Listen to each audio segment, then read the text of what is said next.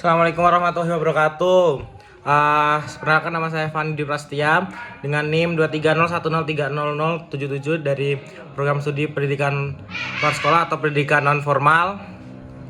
Kali ini saya akan mengerjakan atau menjelaskan sedikit tentang pemanfaatan AI yang semakin masif itu. Oke, tanpa berbasa-basi ya teman-teman semuanya.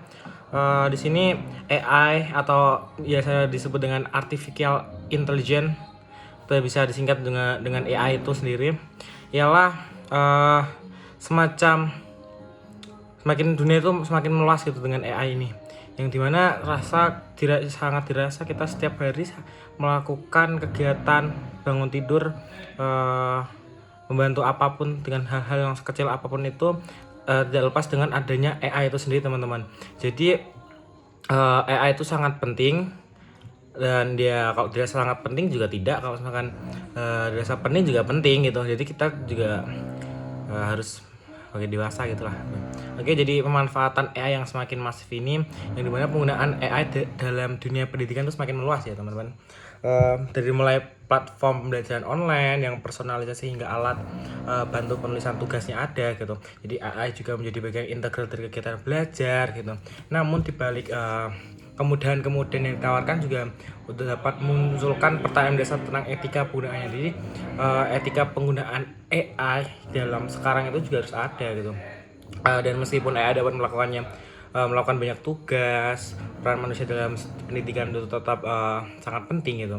Jadi guru masih dibutuhkan untuk memberikan bimbingan, dukungan, motivasi, dan yang dimana dukungan dan motivasi ini membangun hubungan yang mendalam dengan siswa gitu. Yang dimana AI ini hanya dapat menjadi alat bantu, bukan mengganti adanya guru itu sendiri gitu. Jadi pendidik memiliki peran yang sangat penting dalam membimbing mahasiswa dalam penggunaan AI itu sendiri atau artificial intelligence itu. Pendidik juga perlu mengajarkan juga antara bagaimana caranya mahasiswa gitu, pendidik ya, atau seorang dosen itu mengajarkan antara mahasiswa bagaimana menggunakan AI dengan cara yang etis gitu, cara yang baik dan bijaksana gitu, yang dimana bagaimana cara kita mengevaluasi informasi yang dihasilkan oleh AI ini sendiri, dan bagaimana menjaga integritas akademik itu yang paling utama ya teman-teman sebagai akademisi, dan dimana alih-alih menggantikan peran manusia juga, AI itu seharusnya menjadi alat bantu yang sangat yang dirasa itu yang dapat melengkapi kemampuan manusia, bukan menggantikan manusia itu sendiri teman-teman. Pendidik juga perlu mendorong mahasiswa untuk mengembangkan keterampilan yang ada, berpikir kritis, analisis, dan kreativitas gitu, yang dimana merupakan keterampilan yang dapat diterima oleh AI gitu. Dan juga perlu adanya regulasi-regulasi dalam kebijakan yang jelas terkait penggunaan AI dalam pendidikan gitu. Regulasi ini bertujuan untuk melindungi hak manusia gitu, yang dimana dirasa juga dapat menjaga integritas akademik, yang untuk memastikan bahwa AI itu digunakan untuk tujuan yang baik. Kalau saat sekarang AI itu justru terkonotasikan dengan hal-hal yang jelek gitu di mata seorang yang akademisi itu, yang sepuh gitu, yang dimana juga jika penggunaan AI dalam pendidikan adalah isu yang terus berkembang terus stagnan naik gitu, seiring dengan perkembangan teknologi AI, kita juga perlu terus melakukan evaluasi dan adaptasi terhadap norma-norma etika yang berlaku gitu dalam menghadapi tantangan yang muncul dalam penggunaan AI, utama potensi plagiarisme itu di dalam dunia akademik, dalam dunia pendidikan apalagi itu sangat ya seperti itulah. Jadi diperlukan penanaman dan penerapan nilai-nilai moral dan etika kepenulisan yang sesuai gitu, dan tetap mempertahankan integritas akademik gitu. Jadi menurut Geraldi tahun 2021, saya akan baca adapun terdapat 3 prinsip dasar untuk menilai potensi plagiarisme gitu, yang dimana berdasarkan integritas penelitian antara lain adalah yang pertama kejujuran, yang kedua adalah orisinal atau ori itu sendiri, pengerjaan ori, dan kepenulisan gitu. Jadi kejujuran merupakan hal yang dinilai paling penting atau paling sangat kompleks juga, yang dimana dalam sebuah karya itu yang nantinya terpublikasi pasti memiliki hak cipta yang jelas gitu. Terdapat juga seorang penulis nyata di baliknya gitu. Adapun namun kejujuran cukup, melainkan juga diperlukan adanya keabsahan atau keaslian tulisan yang dimuat, karena pada dasarnya konsep plagiarisme itu hadir untuk memberikan adanya perlindungan. Terus juga adanya orisinalitas dalam sebuah naskah, yang dimana tidak cukup melainkan adanya naskah yang terpublikasi yang dimanfaatkan dengan semena-mena gitu. Jadi selanjutnya juga adalah kepenulisan, di mana setiap karya pasti memiliki adanya ide-ide atau ciri khas yang tersendiri gitu melalui representasinya masing-masing gitu.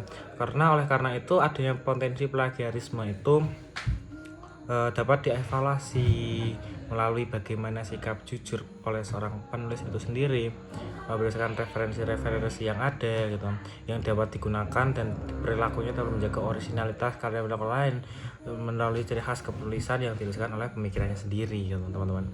Oke, dalam memanfaatkan teknologi artificial intelligence atau yang namanya AI gitu. Adapun terdapat etika yang harus dimiliki seorang mahasiswa gitu, berdasarkan nilai-nilai, norma, moral, aturan akademik yang berlaku pada saat ini gitu. Jadi etika-etika yang dapat diterapkan yaitu menanamkan yang pertama adalah sikap jujur, teman-teman. Jika mahasiswa tidak memiliki sikap jujur, ya bagaimana ke depan bangsa Indonesia ini gitu. Jadi memanfaatkan teknologi secara bijak, bertanggung jawab, tidak menyalahgunakan informasi yang diperoleh. Adapun pada saat ini terdapat banyak kasus hoax itu ya, teman-teman. Jadi penyalahgunaan informasi atau yang tidak keabsahan asli dari informasi tersebut gitu. Jadi kita juga jangan asal sembarangan mempublikasikannya gitu. Adapun juga tidak menjadikan AI sebagai salah satunya sumber yang menghilangkan peran pendidik dan sumber valid lainnya gitu. Serta juga tetap menjaga pengembangan kemampuan berpikir kritis dan kreatif sebagai manusia dan kewajiban mahasiswa, apalagi kewajiban mahasiswa ini. Hal ini juga diperkuat sebelum oleh Maulana dan kawan-kawan oleh berdasarkan artikelnya ini tahun 2023 yang menyebutkan adanya kebenaran, kejujuran, kreatif, kritis, dan percaya terhadap kemampuan diri sebagai tuntutan akademik yang harus dimiliki oleh mahasiswa dalam memanfaatkan teknologi AI gitu. Yang dilanjutkan dengan pendapat Amala dan kawan-kawan juga pada tahun publikasi 2023 yang memaparkan adanya AI harus dimanfaatkan dengan sebaik-baiknya gitu, dengan tetap menghormati etika-etika komunikasi, etika-etika yang dapat dihindari adanya perilaku penyalahgunaan terhadap sistem dan data yang dihasilkan gitu. Jadi selain melalui penanaman etika-etika yang tersebut juga adanya plagiarisme itu sebagai dampak dari penyimpangan yang ada gitu. Penyimpangan nilai dan etika yang berlaku dapat diminimalkan dan dihindari dengan menerapkan kebiasaan parafrase gitu. Parafrase terhadap jawaban yang dihasilkan itu. Dihasilkan AI gitu. Biasanya kan pada suatu contoh ChatGPT kita search dengan cara buatlah atau carilah pengertian latar belakang tentang pohon gitu. Kita juga harusnya jangan kopinya dengan cara semuanya gitu. Tapi kita harus mengganti, dan setidaknya kita juga harus berpikir tentang pengolahan kata-kata tersebut gitu.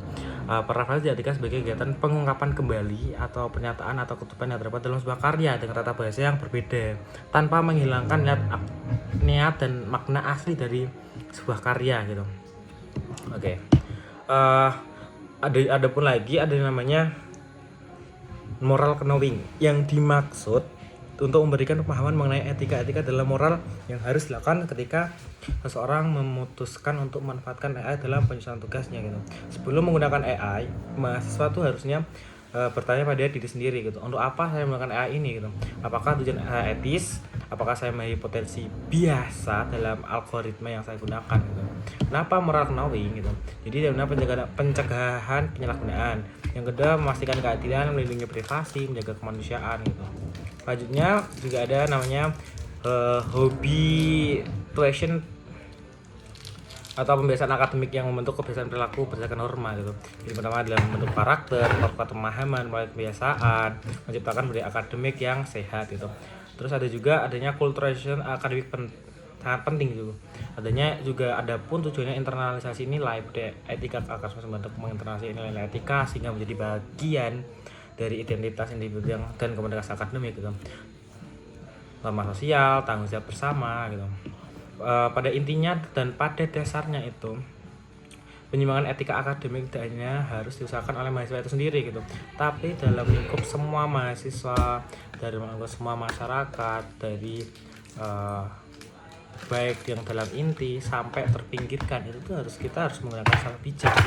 Adapun juga pendidik membuat suatu kebijakan yang komprehensif dalam dunia perkuliahannya gitu, yang dimana dapat meningkatkan keketatan pada sistem penugasan yang diberikan sama mereka mendetail atau tugas-tugasnya, atau biasanya turnitin itu juga teman-teman, yang dimana sikap kritis dan kreatif yang sudah ada semestinya yang ada pada diri mahasiswa tidak boleh hilang seiring dengan perkembangan teknologi. Jadi kita juga tidak boleh dengan adanya AI ini, kita jangan ketergantungan, kita nggak boleh yang namanya hilang kendali, kita nggak boleh menurunkan egois kita nggak boleh, maksudnya dalam egois kita dalam melaksanakan tugas itu sendiri ya. Terus kita juga jangan sampai kita ketinggalan zaman, itu nggak boleh. Dan ya merupakan tantangan sih yang harus dihadapi agar eksistensi manusia itu tuh tidak hilang gitu, dan tidak tergantikan oleh teknologi sendiri. Solusi yang rekomendasi adalah untuk melakukan etika yang dalam pendidikan dapat dilakukan pendidikan literasi digital. Adapun mata kuliah ini pendidikan literasi digital yang dimana tujuannya kita ini yang dirasa kita harus memanfaatkan AI ini secara kompleks, tapi dengan cara kita tidak diperbudak oleh AI itu sendiri gitu. Ada juga tentang proteksi data, itu juga itu mahasiswa penggunaan AI tentang kebocoran data karena memiliki literasi yang berbeda dalam melindungi data pribadinya, itu sangat parah gitu dalamnya AI ini. Jadi kita tuh juga tidak boleh ketergantungan tinggi terhadap AI.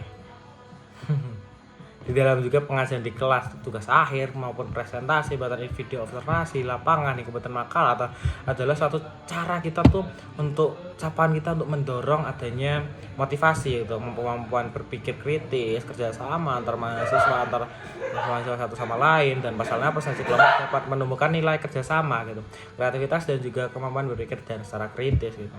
Adapun cukup sekian dari saya aja, saya menulis satu paragraf kesimpulan, dan tolong saya akan bacakannya secara.